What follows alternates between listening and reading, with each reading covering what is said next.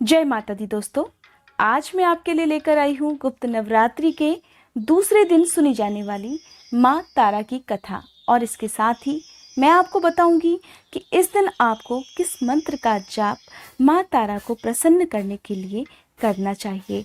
तो आइए दोस्तों सुनते हैं यह पौराणिक कथा। गुप्त नवरात्रि के दूसरे दिन माँ तारा की पूजा की जाती है और माँ तारा की कथा समुद्र मंथन से जुड़ी हुई है।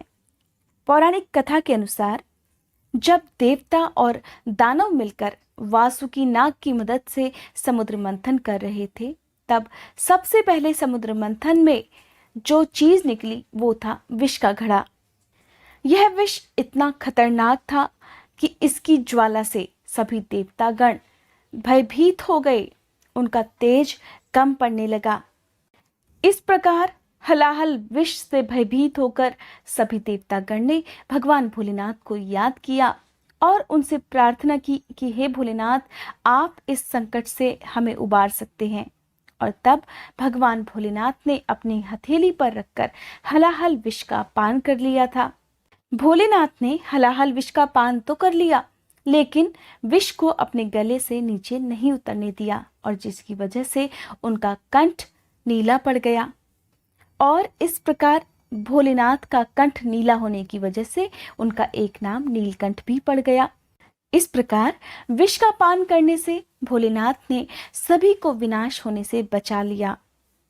अब भोलेनाथ ने विष का पान तो कर लिया, लेकिन वह विष इतना जहरीला था, उससे इतनी तेज जलन निकल रही थी कि जिसकी वजह से भोलेनाथ के गले में तीव्र जलन होने लगी, और जिसकी वजह से भोलेनाथ मूर्छित हो गए।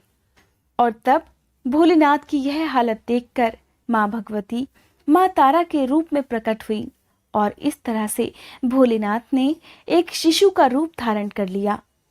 और तब माँ तारा ने शिशु रूपी भोलेनाथ को अपनी गोद में उठाकर उन्हें अपना अमृतमयी दूध का पान कराया, जिसकी वजह से भोलेनाथ के कंठ में जो ज्वाला हो रही थी और जो विष का असर था वो धीरे धीरे दूर हो गया, जिसकी वजह से भोलेनाथ की मूर्छा दूर हो गई। अब माँ तारा ने भोलेनाथ की वह पीड़ा तो दूर कर दी जो हलाहल विष पीने से हो रही थी, लेकिन स्वयं माँ तारा के शरीर में तीव्र जलन होने लगी और हलाहल विष के प्रभाव से उनका शरीर इतना भयंकर हो गया कि उनका रूप विकराल लगने लगा, उनका रूप नीला हो गया। और इस प्रकार माँ तारा को हर तरह के संकटों से उबारने वाली माँ जगत जननी के रूप में जाना जाता है। इस प्रकार जिस तरह माँ तारा ने भगवान शिव की शारीरिक पीड़ा को दूर किया था, उसी तरह माँ तारा अपने भक्तों पर बड़ी आसानी से प्रसन्न होकर उनके भी सभी संकट दूर करती हैं, उन्हें हर तरह की पीड़ा से बचाती हैं। माँ तारा को 3 और नामों से भी जाना जाता है। माँ का पहला नाम है उग्र तारा, दूसरा नाम है नील सरस्वती, और तीसरा नाम है एक जटा।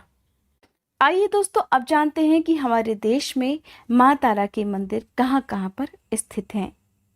माँ तारा के मंदिर से जुड़ी हुई एक कहानी है।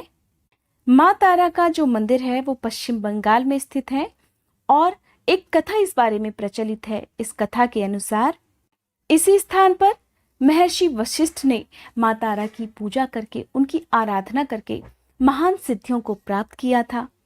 तब महर्षि वशिष्ठ ने वहां पर माँ तारा का एक मंदिर भी बनवाया था, जो अब धरती में समा चुका है।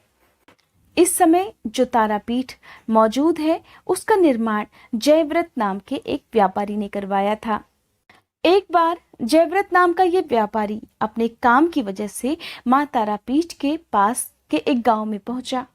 दिन भर चलते रहने की वजह से जयव्रत को रात को जल्दी नींद आ गई, और तब माँ तारा ने उसे स्वप्न में दर्शन देकर कहा, हे पुत्र, पास के ही शमशान में पत्थर की एक शिला दबी हुई है, तुम उसकी पूजा करके विधिवत रूप से उसकी स्थापना करवाओ।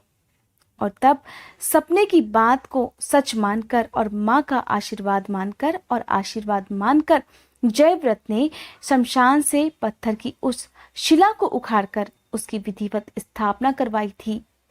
शिला की स्थापना करने के साथ साथ जयव्रत नाम के व्यापारी ने उस जगह पर माँ तारा का एक मंदिर बनाकर उसमें माँ तारा की मूर्ति की भी स्थापना करवाई थी।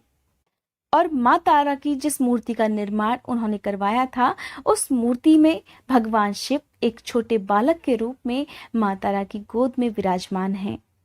दोस्तों, यह थी माँ तारा की कथा। अब आइए जानते हैं माँ तारा के पूजन मंत्र के बारे में।